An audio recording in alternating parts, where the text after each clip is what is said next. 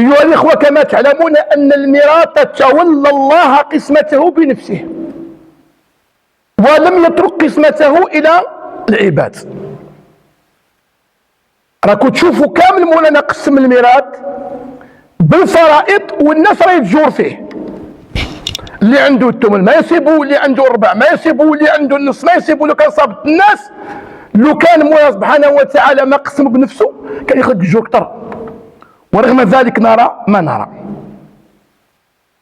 ولهذا أيها الإخوة، الكثير من الناس ينظرون إلى مال الميت وكأنه غنيمة ساقها الله لهم.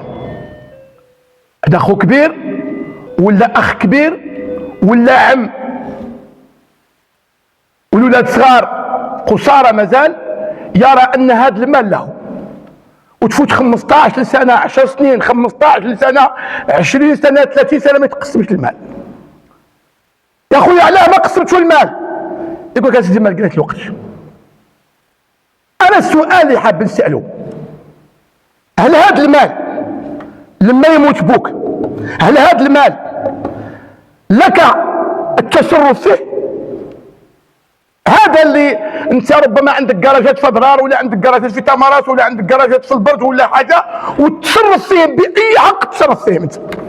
هذا مالك انت. وحتى مرات قلنا حتى ان بعض الاباء سامحهم الله يغلطوا.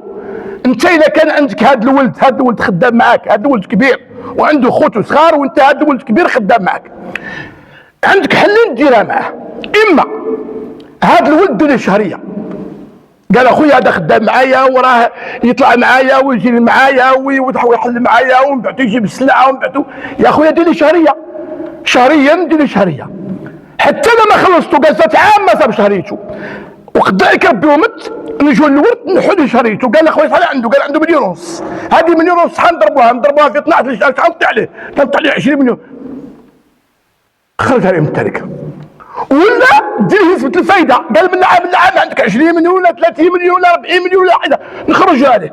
ولكن باش يترك هذا الابن يتصرف في الحوانيت ويتصرف في الكراجات ويتصرف في السيارات وخوتو صغار اكثر منه ويربح منهم، هذا تصرف. انت راه عندك حانوت في ضرار تليه ب4 ملايين باش شريته 15 سنة ولا 20 سنة وانت تدي في الكريه وكاري كراس للشركات وتدي شهريتهم وتدي كل شيء، ومن بعد 15 سنه جيت تقول لخوتك يلا نقسموا.